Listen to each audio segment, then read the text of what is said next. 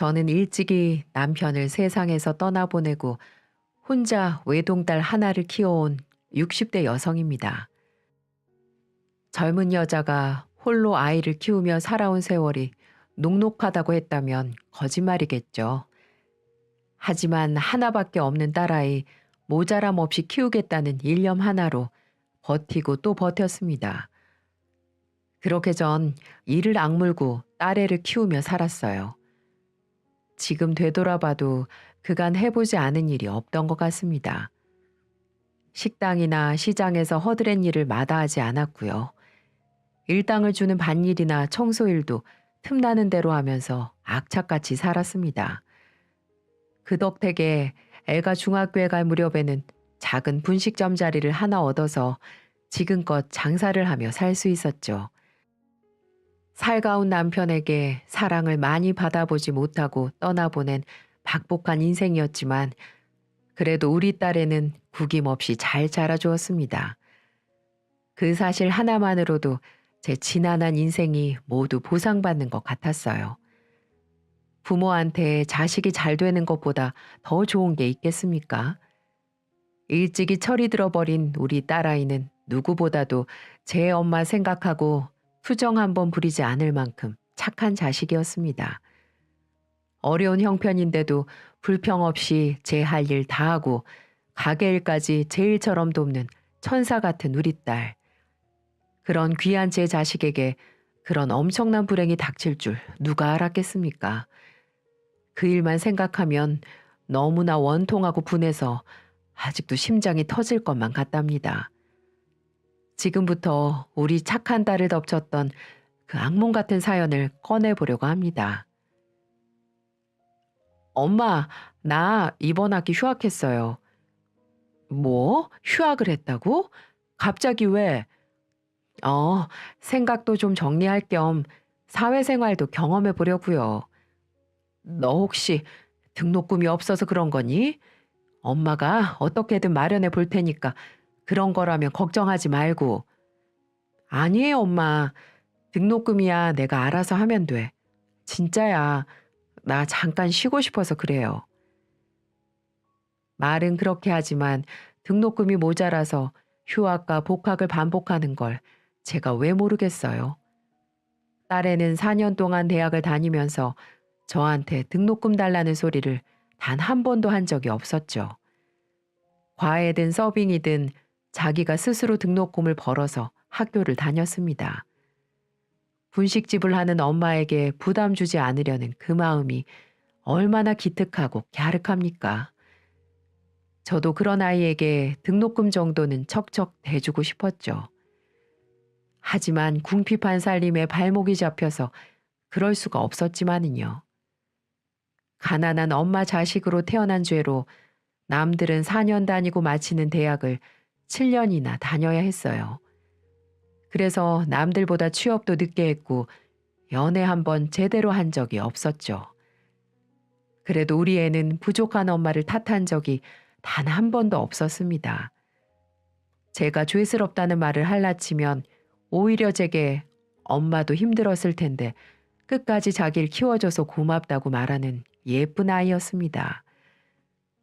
회사를 다니면서도 월급의 대부분을 제게 맡길 정도로 저를 끔찍히 생각하는 딸이었죠. 과장되게 들릴지는 모르겠지만 딸애는 제겐 이 세상의 전부였고 제 목숨과도 바꿀 수 있을 만큼 소중한 존재였습니다. 그러던 어느 날 옆가게 슈퍼마켓 사장님이 제게 이런 말을 넌지시 하더군요. 그 댁 따님 요새 연애하나 봐요? 네? 그게 무슨 말씀이세요? 엊그제 웬 남자가 차에서 내리는 걸 내가 봤거든. 남자가 아주 키도 훤칠하고 탤런트처럼 잘생겼더만. 그리고 차가 아주 고급지더라고요. 에휴, 아닐 거예요. 걔가 남자 만난다고 하면 정말 좋게요. 연애에는 영 관심이 없는 애라서 누구 아는 사람 차 한 번 얻어탄 모양이죠. 그렇게 말은 했지만 저는 내심 기대를 했습니다.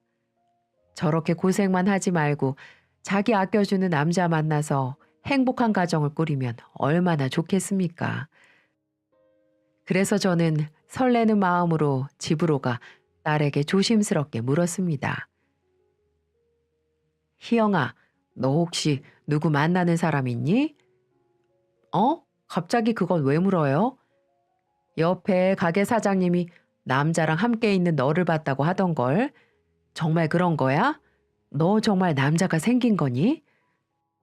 어, 사실은 호감 갖고 보는 사람이 있기는 해요. 그래? 그게 정말이야? 아유, 잘 됐다. 잘 됐어. 나는 우리 예쁜 딸이 평생 혼자 살까봐 걱정했는데. 그래, 어떤 남자니? 엄마한테 좀 알려주면 안 돼? 그냥 회사에서 만난 사람인데 나 많이 아껴주고 챙겨줘요. 그래? 그런 사람이면 됐다. 남자는 모름지기 자기 여자 챙길 줄 알아야 해. 어디 잘 한번 만나봐. 그리고 본격적으로 마음이 있으면 이 엄마한테도 소개시켜주고. 네, 알았어요. 딸애는 부끄러운지 말끝을 흐리더라고요. 저는 진심으로 우리 딸의 연애를 축하했습니다. 딸의 또래면 한창 남자들 만나면서 연애를 할 나이인데 여태껏 한 번도 남자를 만나지 못한다는 게 말이 되나요? 적어도 남들 해본 건 해보면서 살아야죠. 이제는 좁은 제품을 떠나 자기 인생 꾸려 가야 하지 않겠습니까? 누구보다도 아끼는 존재이기에 저는 딸의 행복한 인생을 간절히 응원했습니다. 그렇게 며칠이 지나고 딸애가 머쓱한 표정으로 이렇게 말을 하는 겁니다. 엄마, 이번 주에 밥 한번 먹어요. 밥? 외식하자고? 네, 남자친구 소개시켜 드리려고요. 어? 그게 정말이야? 네, 엄마 제가 만나는 사람 궁금해 했잖아요. 남자친구한테도 말해뒀어요. 그래, 이거 너무 기대가 되는걸? 대체 우리 희영이 마음을 뺏은 사람이 누굴까? 아이 참 엄마도 너무 기대는 하지 마시고요. 그러다가 실망하는 법이니까. 아무튼 그날 시간 비워 놓으세요, 엄마. 드디어 제게도 딸의 애인을 만날 수 있는 날이 왔습니다. 정말 너무 기대가 되더군요. 이제야 우리 애도 자기 행복을 꿈꿀 수 있겠다는 생각에 가슴까지 벅차올랐죠. 먼저 간 남편이 이 사실을 알면 무척이나 기뻐했을 겁니다. 약속된 날이 다가올수록 제 가슴이 마구 뛰는 거예요. 마치 제가 수줍은 소녀가 된 것처럼 콩닥콩닥 뛰는데 제 심장을 달래느라 무척이나 애를 썼던 것 같네요. 그리고 드디어 딸의 남자친구를 처음 만나게 됐죠. 안녕하세요, 어머니. 처음 뵙겠습니다. 장광현이라고 합니다. 네, 반가워요. 여기까지 오느라 고생했어요. 우리 희영이한테 들어보니까 현재 좋은 감정으로 만나고 있다고 들었어요. 네, 그렇습니다. 그냥 가볍게 만나는 거 아니고요. 결혼을 전제로 진지하게 만나고 있습니다. 아, 그래요? 딸의 남자친구는 키도 크고 얼굴도 잘생긴 데다가 말하는 것도 참 정중하더군요. 첫인상은 100점 만점에 90점이었습니다. 사실 마음 같아서는 100점을 주고 싶었지만 나머지 10점은 딸에게 하는 행동을 보고 점수를 주기로 했죠. 그만큼 첫인상은 너무 마음에 들었어요. 광현 씨라고 했나? 이제 조금 편해졌으니 말 놔도 되죠? 우리 딸 들어서 알겠지만 어릴 적 지아빠 죽고 형편이 어려워도 싫은 내색 한 번도 해본 적 없는 정말 착한 딸일세. 결혼 전제로 만나고 있다고 하니 말하는 건데 항상 아껴주고 보듬어 줬으면 좋겠어. 그렇게만 해준다면 나는 더 이상 바랄 게 없네. 그렇게 말씀해 주시니 감사합니다. 그런데 이런 질문은 좀 구닥다리처럼 느껴지려나? 아니에요. 궁금한 거 있으면 얼마든지 물어보세요, 어머님. 혹시 부모님은, 아, 두 분 모두 건강히 잘 계시고요. 어머니는 교회에서 작은 직을 맡고 계시고, 아버지는 회사를 운영하고 계십니다. 그래? 아버님이 회사를 운영하신다고? 그 말을 듣고 나니 마음에 살짝 걸리는 겁니다. 우리 집 형편이 워낙 변변치 않으니까 남자 쪽 집안이 너무 차이가 나면 좀 그렇잖아요. 그래서 전 좀 선입견 비스무리한 감정이 든 것이었죠. 네, 어머니. 실은 희영이가 근무하는 회사가 바로 저희 아버지가 운영하고 계시는 회사입니다. 저도 그 회사에서 재직하고 있고요. 뭐라고? 딸애는 자동차 부품을 제조하는 중견기업에 다니고 있었거든요. 대기업은 아니어도 꽤 이름이 있는 회사였어요. 그러니까 딸애가 만난다는 남자가 그 회사의 아들이고 아버님은 대표라는 말이었습니다. 그 순간 뒤통수가 띵하게 울리면서 어리둥절하더군요. 솔직히 말문이 턱 막혀서 어떻게 반응을 해야 할지 당최 모르겠는 겁니다. 그런 큰 회사의 아들이 분식집 딸과 만난다니요. 무슨 드라마에서나 나올 법한 일이 저와 제 딸에게 벌어진 겁니다. 저는 멋쩍어 하는 딸애를 보며 눈으로 말했어요. 대체 이게 어떻게 된 거냐? 이 남자가 하는 말이 사실이냐? 네가 분식집 딸이라는 걸 알고 있는 거냐? 라고요. 그런데 딸의 남자친구가 놀라는 제게 이렇게 말을 하는 겁니다. 어머니, 혹시 부담스럽게 받아들이셨다면 절대 그럴 필요 없습니다. 희영이가 힘들게 성장했던 것도 잘 알고 아버님이 일찍 돌아가셨다는 사실도 알고 있어요. 하지만 전 남녀가 만나는데 조건 같은 거 필요 없다고 생각합니다. 중요한 건 서로에 대한 마음이죠. 저희 부모님께서도 사람 하나만 보는 분들이세요. 그러니까 너무 걱정하지 않으셔도 될 것 같습니다. 뭐라고? 하지만 그런 말이 제 귀에 들어올 리가 없죠.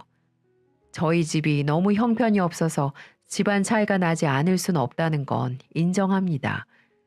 하지만 차이도 어느 정도 차이가 나야 말이죠. 손바닥만한 분식집을 운영하는 제가 중소기업을 운영하는 사람들과 사돈을 맺는다고 생각하니까 아찔한 겁니다.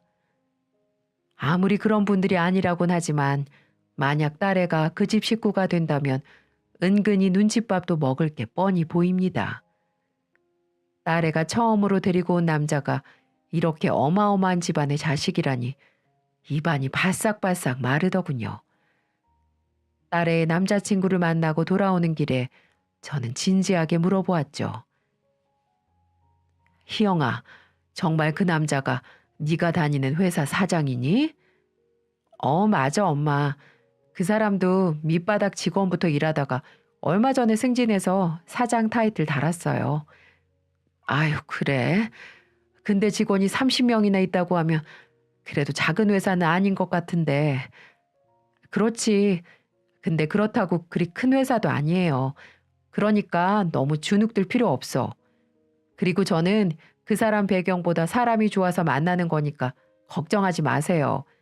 엄마 딸, 집에서는 엄마한테 아양 떠는 딸이어도 밖에서는 똑 부러진다는 소리 많이 듣고 살고 있으니까 걱정 같은 거 하지 않아도 돼요. 그렇다면야 엄마 마음은 편하긴 한데. 근데 있잖아. 그 시댁 어른들은 널 마음에 드신다고 할까? 아니, 엄마는 다른 게 아니고 집안 차이가 너무 나니까 네가 괜히 주눅 들어서 지낼까 봐 걱정이 돼서 그렇지. 저도 처음엔 그렇게 생각했어요. 근데 회사에서 자주 보니까 저를 얼마나 이뻐해 주시는데요. 예비 아버님, 어머님 두 분 다 너무 좋으세요. 저를 얼마나 반기던지 정말 민망할 정도였다니까요. 그러니까 엄마, 그런 건 너무 걱정하지 않아도 될 것 같아요. 엄마도 집안 같은 거 생각하지 말고 그 사람 자체만 봐줬으면 좋겠어요. 딸애가 딱 부러지게 말을 하니까 저도 할 말이 없더라고요. 부잣집이라고 모두 사람을 그렇게 판단하는 건 아닐 텐데 제가 너무 편견을 갖고 있는 걸지도 모른다고 생각했죠. 그래, 나야 우리 딸이 좋은 집안에 시집 간다면 너무 좋지. 그런 분들이 아니라니까 다행이네. 알았어. 어차피 지금은 사귀는 단계니까 급하게 생각하지 말고 차분하게 만나봐. 네, 알았어요, 엄마. 그래도 딸애가 웃는 모습이 좋았습니다. 자신을 아껴주고 사랑해주는 사람을 만났다는 게 제일 중요한 거겠죠. 부잣집이든 가난한 집이든 말입니다. 그렇게 두 사람의 교제를 허락하고 몇 달쯤 흘렀을까요? 그 뒤로도 전 딸의 남자친구와 몇 번 식사를 함께 했죠. 보면 볼수록 사람이 괜찮았습니다. 부잣집 도련님이라서 막돼 먹은 행동을 하거나 사람을 위아래로 두는 품성은 아닌 것 같았어요. 딸애가 그 사람에게 마음을 준 것이 부잣집이어서가 아니라는 걸 저도 알 수 있었습니다. 그리고 두 사람은 제게 결혼을 하겠다고 선언을 했고 상견례 겸 양가 부모님을 모시고 싶다고 말하더군요. 딸의 결혼이 제 생각보다는 빨리 진행되는 것 같아 살짝 아쉬웠지만 그래도 좋은 남자, 좋은 시부모님을 만난다면 제 마음 같은 게 뭐가 중요하겠습니까? 전 기쁜 마음으로 상견례에 참석했습니다. 처음 만나 뵌 예비 사돈분들은 딸의 말처럼 참 좋아 보였습니다. 특히 안사돈께서는 너무나 살갑고 다정하기 그지없었죠. 희영이를 참 어렵게 키우셨단 말씀 들었습니다. 저 같으면 도저히 해내지 못했을 겁니다. 정말 아이를 훌륭하게 잘 키우셨어요, 사부인. 아유, 별 말씀을요.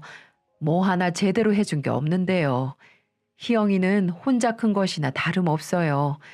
그래서 여러모로 부족한 게 참 많습니다. 부디 어여쁘게 봐주시길 부탁드립니다. 아니에요. 귀한 딸 이렇게 내어주셔서 감사할 따름이죠. 제가 친딸처럼 잘 데리고 있을 테니까 너무 걱정하지 마세요. 말씀만으로도 안심이 됩니다. 사부인, 애들끼리 저렇게 좋아하니까 우리 기쁜 마음으로 결혼시키는 게 어떨까요? 우리도 한창 젊은 나이 때 마음 가는 사람이 있으면 가슴이 설레서 잠을 설치곤 했잖아요.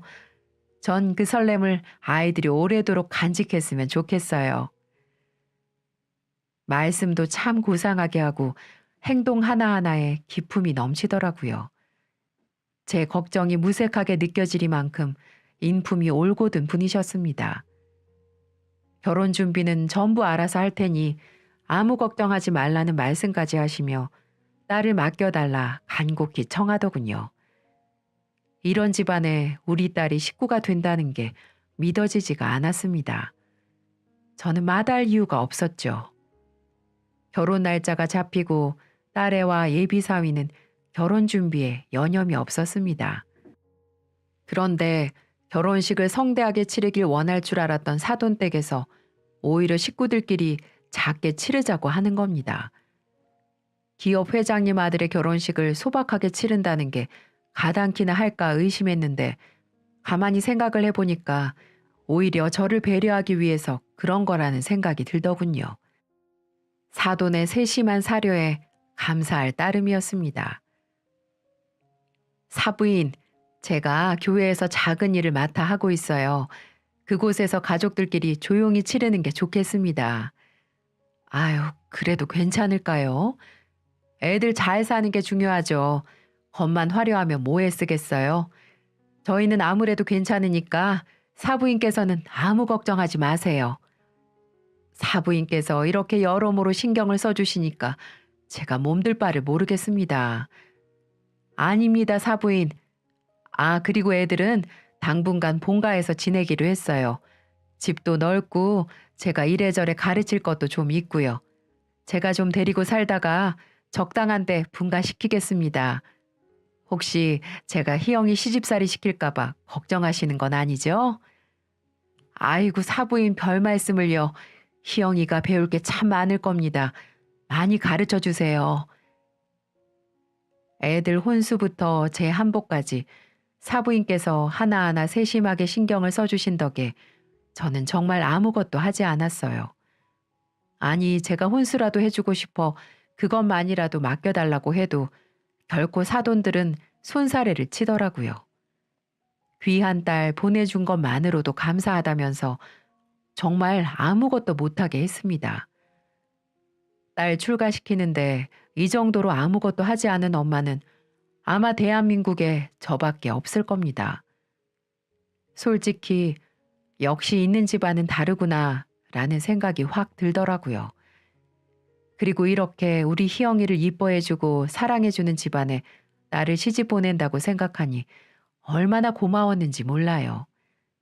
저의 박복한 팔자를 딸이 물려받지 않는 것만으로도 정말 감사했습니다. 결혼식 당일 하얀 드레스를 입은 딸애를 보니까 주책 없이 눈물이 펑펑 쏟아지는 겁니다. 정말 울지 않으려고 다짐을 했는데 왜 그렇게 감정이 북받쳐 오르던지요. 지나왔던 고단한 인생도 떠오르고 환히 웃고 있을 남편 생각도 많이 났고요. 울음을 참는 딸의 눈빛도 절 그렇게 울리는 겁니다. 제가 저렇게 예쁜 드레스를 입고 남편의 팔짱을 꼈을 때가 얼마 되지 않은 것 같은데 말입니다. 쉼없이 흐르며 굽이치는 강물처럼 이런 게 바로 인생이겠죠. 그래도 한편으로는 딸애가 가정을 꾸리고 행복하게 살 수 있다는 게 무척 뿌듯했습니다. 이젠 그런 애들을 곁에서 지켜보며 조용히 응원해주는 게 제 역할이겠죠. 전 그렇게 생각하며 딸의 인생을 축복했습니다. 딸은 결혼을 하고서도 혼자 있을 제가 걱정이 되어서인지 시간이 날 때마다 연락을 해줬습니다. 엄마, 저예요. 희영아, 별일 없이 잘 지내고 있지? 그럼요. 시부모님들도 너무 살갑게 대해줘요. 남편도 제가 귀찮을 정도로 잘해줘요. 그래? 네가 잘 지낸다니까 엄마도 너무 좋다. 그런 좋은 집안에 시집가서 엄마가 얼마나 마음이 편한지 몰라. 네, 엄마. 그러니까 내 걱정하지 말고 잘 지내요. 그래, 언제 한번 내려올래? 네, 오빠랑 조만간에 한번 내려갈게요. 그래, 장서방 데리고 꼭 한번 와라. 내가 장서방 좋아하는 건 잔뜩 해놓을 테니까. 네, 알았어요, 엄마. 딸애는 결혼을 하고서도 제게 자주 들렀고 전화도 자주 했습니다. 정말 행복하게 지내는 것 같았죠. 그렇게 안심을 하고 있던 어느 날 사부인께서 제게 식사 한번 하자며 직접 찾아오시더군요. 그리고는 제게 뜻밖의 제안을 하는 겁니다.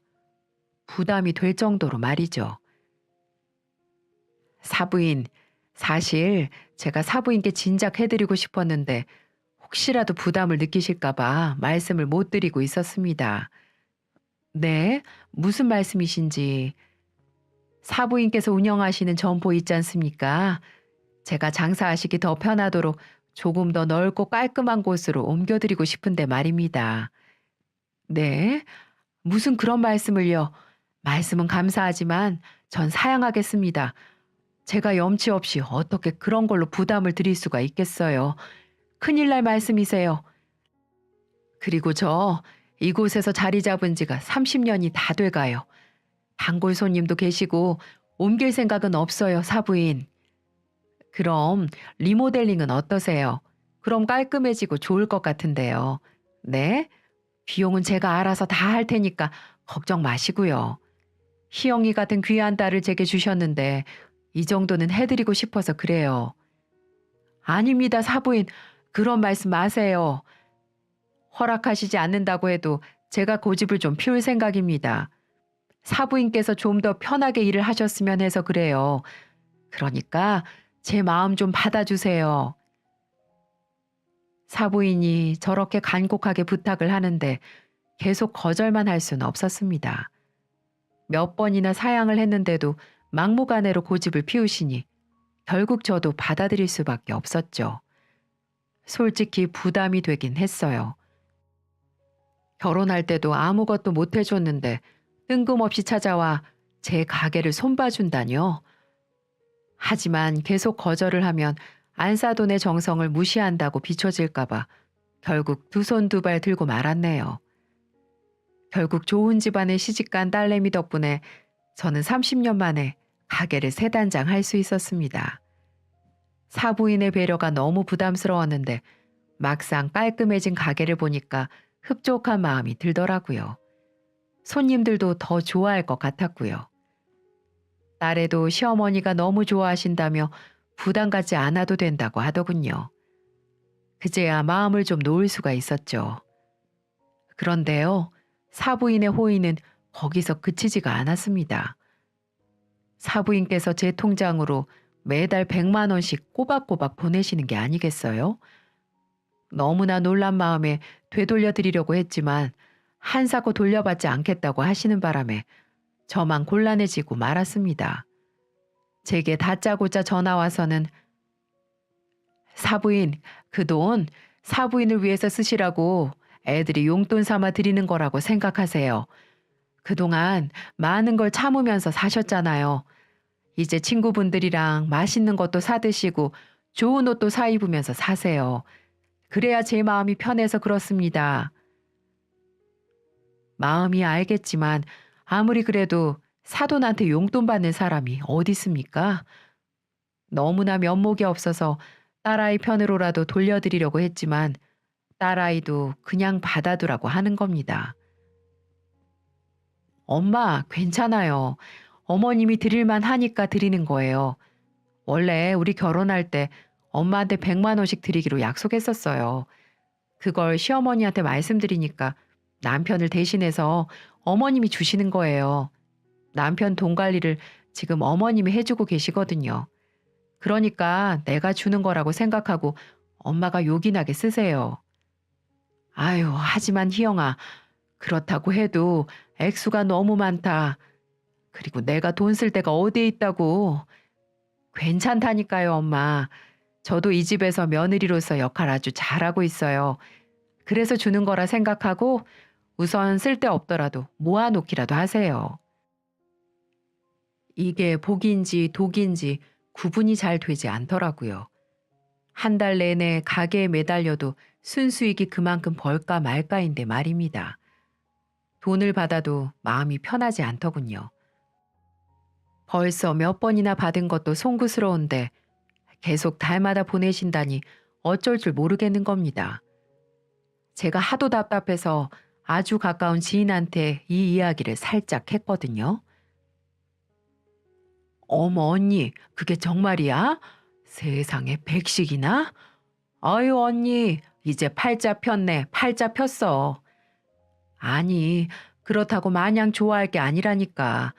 면목 없게 시리 사돈한테 매번 용돈을 받니?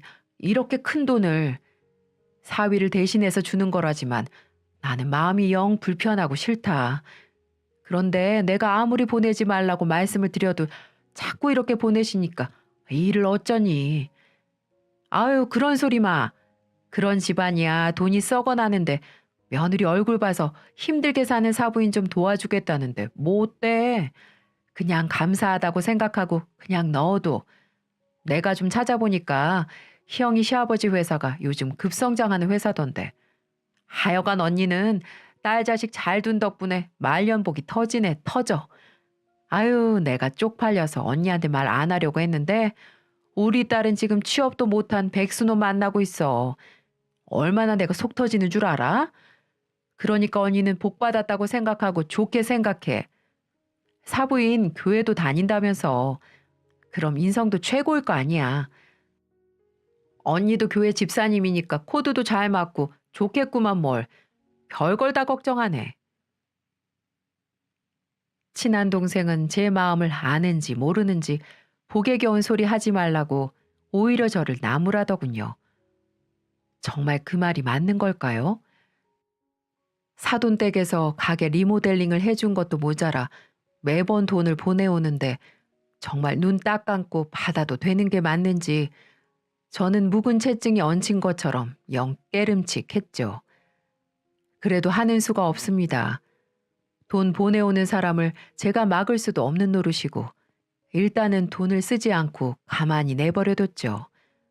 언제 적당한 때가 되면 돌려드려야겠다는 생각을 했습니다. 그렇게 시간이 지났고 언제부턴가 딸의 얼굴 본 지가 몇 달이 됐다는 생각이 들더군요.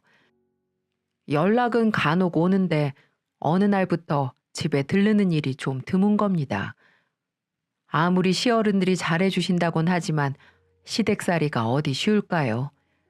아무래도 친정 다녀온다는 말이 쉽게 떨어지진 않을 겁니다.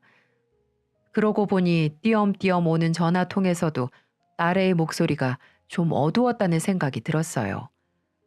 혹시 시집살이가 너무 힘든 게 아닐까요? 아니면 제 남편이랑 다투기라도 한 걸까요? 어디 몸이 아프기라도 한 건 아닌지 걱정이 앞섰습니다. 그래서 어느 날 딸아이 목소리가 듣고 싶어 전화를 걸었어요. 여보세요? 희영이니? 엄마다. 네, 엄마. 어쩐 일이세요? 아니, 다른 게 아니라 요새 네 얼굴을 통 못 봤지 않니? 혹시 무슨 일이라도 있나 싶어서. 요즘 무슨 일 있는 거 아니지? 요즘 엄마 꿈자리도 안 좋고 기분이 이상해서 말이야. 별일 없어요. 걱정 마세요. 요즘 일이 좀 바빠서 연락 못 드렸어요. 제가 좀 한가해지면 언제 한번 집에 들를게요. 아, 그랬니? 알겠다, 그래. 무슨 힘든 일 있으면 엄마한테 언제든지 전화하고. 엄마는 우리 딸밖에 없는 거 알지? 그렇게 말을 하고 전화를 끊었지만 딸아이의 목소리가 영 좋지를 않습니다. 30년 가까이 제가 키운 아이인데 그거 하나 모를까요? 전화도 빨리 끊으려고 하고 꼭 무슨 일이 있는 사람처럼 보였어요. 저는 그럴 때마다 걱정이 돼서 새벽마다 교회에 나가 딸을 위해 기도를 했습니다. 제발 제 딸이 아무 일 없이 행복하게 잘 살게 해달라고 매일같이 기도를 했어요. 그런데도 제 불안한 마음은 가시지가 않았습니다. 그래서 결국 전 딸아이의 목소리가 마음에 걸려서 전 딸의 얼굴을 직접 보러 가야겠다고 결심했습니다. 딸아이에게 줄 반찬을 잔뜩 만들어서 양손 가득히 들고는 고속버스를 탔죠. 제가 간다고 하면 분명 오지 못하게 할 게 뻔했습니다.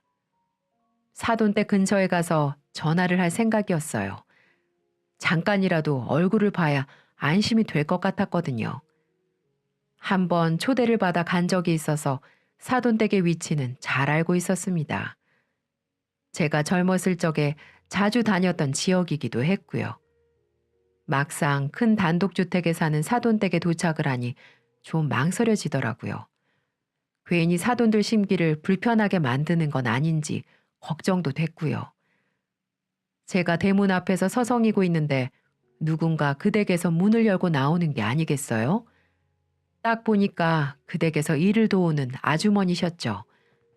아주머니는 대번에 절 알아보더라고요. 어머, 작은 사모님 어머님 되시죠? 아니 추운데 여긴 왜 이렇게 서 계세요?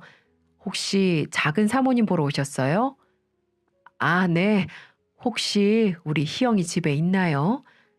네, 계시긴 한데 설마 연락도 없이 무작정 오신 거예요? 그렇게 됐습니다. 사돈 어른들도 다 계시고요. 아니요, 지금은 작은 사모님만 계세요. 아유, 참, 연락을 좀 하고 오시지. 마침 장 보러 가려던 중인데 일단 따라오세요. 얼른 올라가셔서 작은 사모님 좀 만나보세요. 가사도우미 아주머니가 혀를 끌끌 차면서 대문을 열어주는데 왠지 등골이 싸늘해지는 겁니다.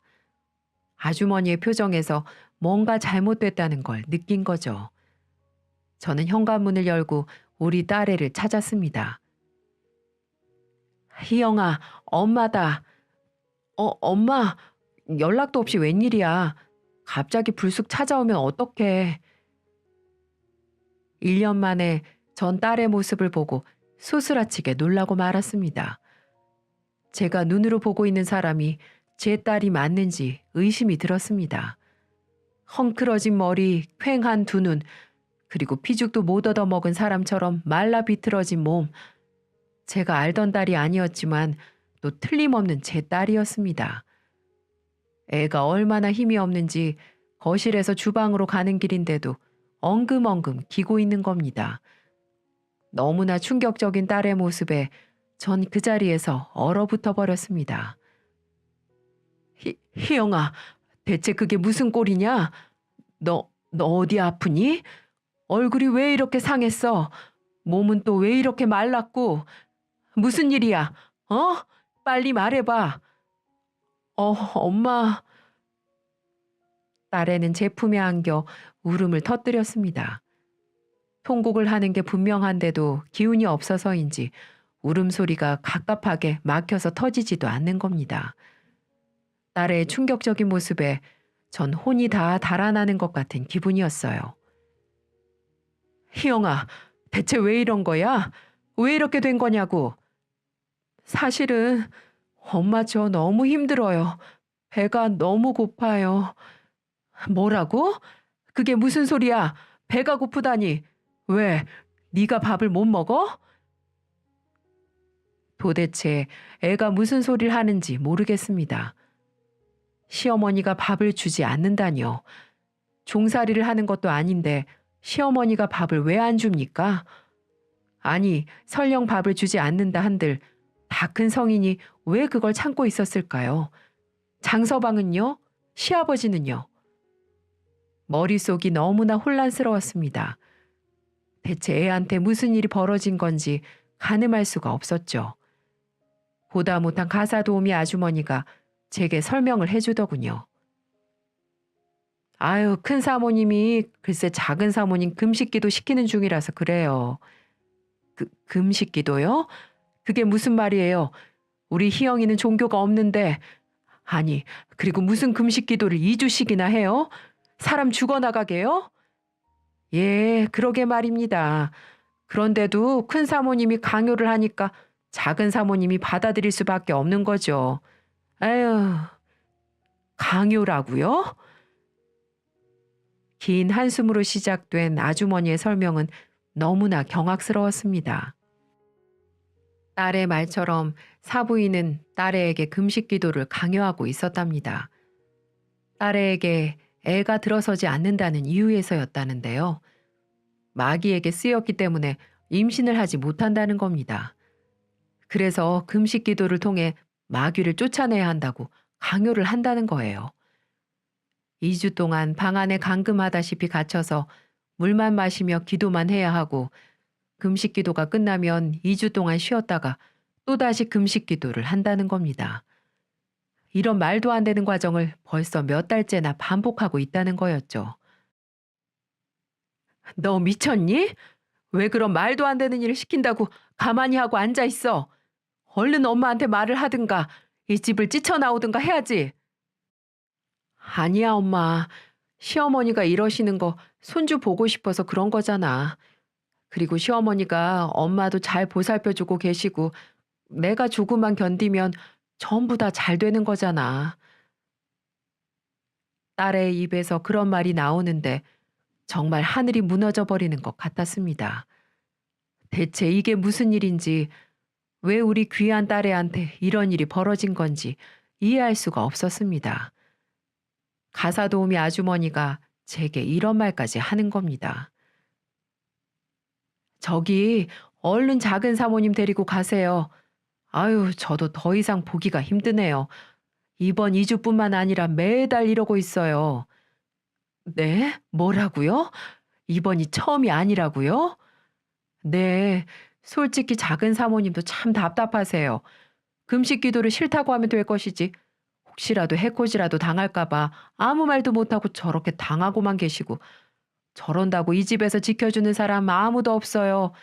이 집 권력은 큰 사모님이 다 쥐고 있거든요. 그리고 작은 사모님 남편이란 인간도 회사 일 바쁘다는 핑계로 신경도 써주지도 않고 나 몰라라 하고 있어요.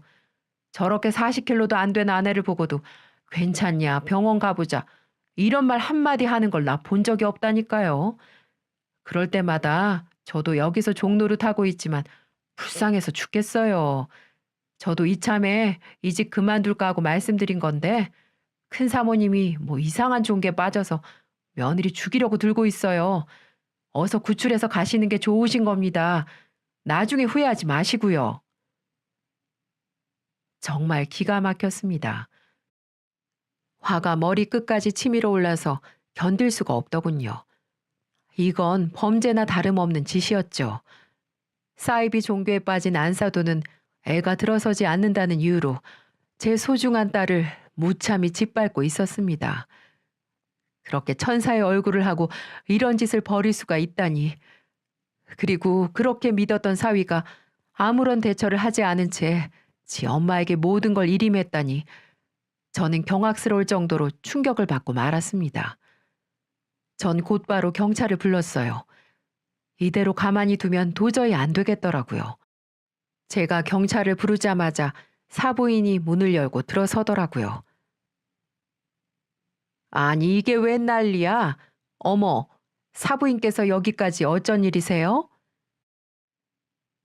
미용실에 갔다 온 건지 사우나에 갔다 온 건지 뽀사시한 쌍판떼기를 보고 있자니 피가 거꾸로 솟더군요. 전 두 말 않고 그년의 머리채를 휘어잡았습니다. 야, 이년아, 네가 내 딸을 저렇게 만들어?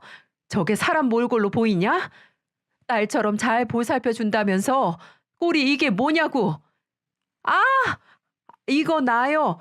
애가 임신이 안 되니까 기도하는 거잖아요. 금식기도 시키는 게 얼마나 어려운 일인지는 알고 이러는 거예요? 아, 머리 놓으라니까. 아, 아, 이년이 그게 말이라고? 전 온 힘을 다해 머리를 쥐어 뜯었습니다. 그 난리는 경찰이 오고 나서야 끝날 수가 있었죠.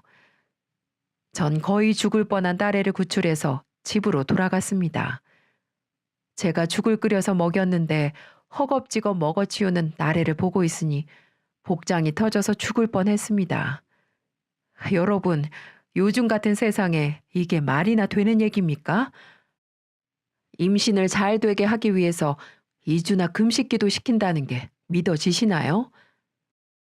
알고 보니 사부인이라는 여자가 다닌다는 교회도 순 사입이었고 딸애한테는 자기 말을 듣지 않으면 제게 불행이 닥친다는 둥, 빨리 죽는다는 둥, 그런 헛소리로 세뇌를 시킨 모양이더라고요. 자신의 시어머니가 저한테 돈도 보내주고 가게도 새로 해줬다는 사실을 알고 있던 딸애는 그 말을 또 철석같이 믿고 말았고요. 박가사돈과 장서방은 그런 사실을 전부 알고도 모른 척, 못 본 척하고 있었던 것이었습니다. 정말 억장이 무너집니다. 전 경찰 조사에서 이 모든 걸 전부 말했고요. 고소와 함께 정식으로 사건 접수도 진행했습니다. 그리고 그 여자가 제게 보내온 돈은 인테리어 비용과 함께 사위 그놈에게 던져주고 왔습니다. 나중에 가사도우미 아주머니에게 들은 이야기인데요. 딸애처럼 임신이 되지 않는다고 강제 금식 기도를 당한 여자가 벌써 둘이나 더 있었다는 겁니다. 그 사부인이란 여자는 일부러 혼인신고를 미루게 하고 자기가 애들을 데리고 있으면서 임신 여부를 체크했던 것이었죠.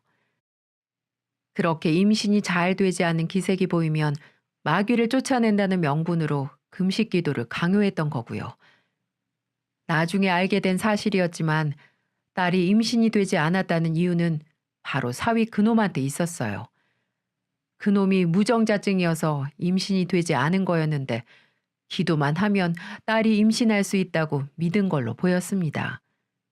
한마디로 현대의학을 믿은 게 아니라 사이비 미신 종교를 믿고 우리 딸을 그렇게 억압했던 거죠.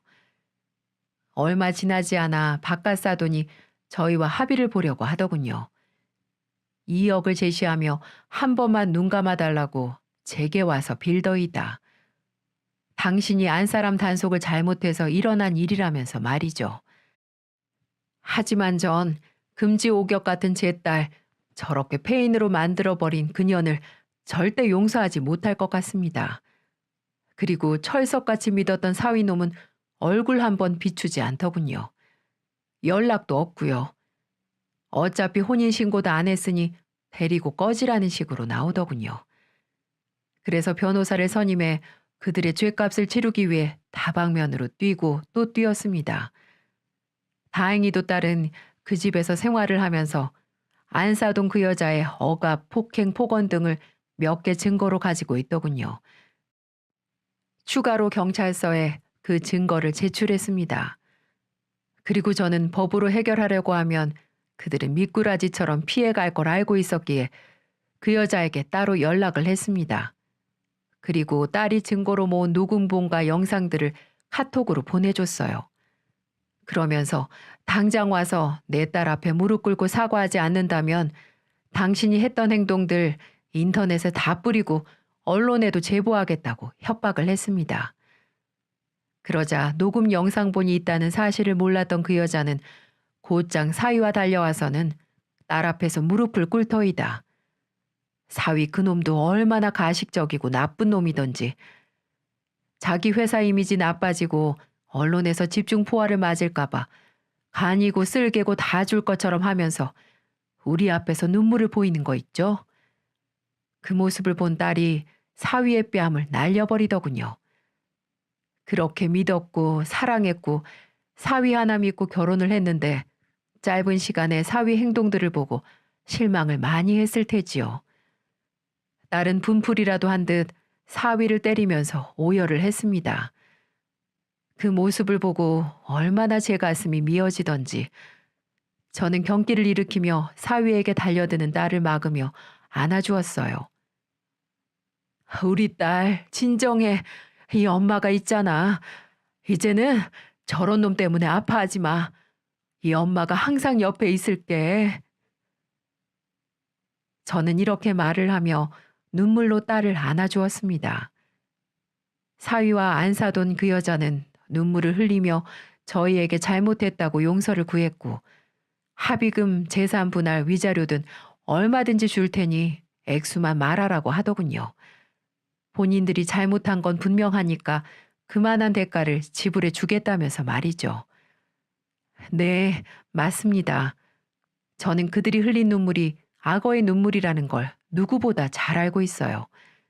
어떻게든 빨리 저희와 합의를 봐서 이 상황을 끝내고 싶은 거겠죠. 어떻게 돈 좀 있다고 뭐든지 돈으로 해결을 하려고 할까요? 그럼 제 딸이 받은 상처는요?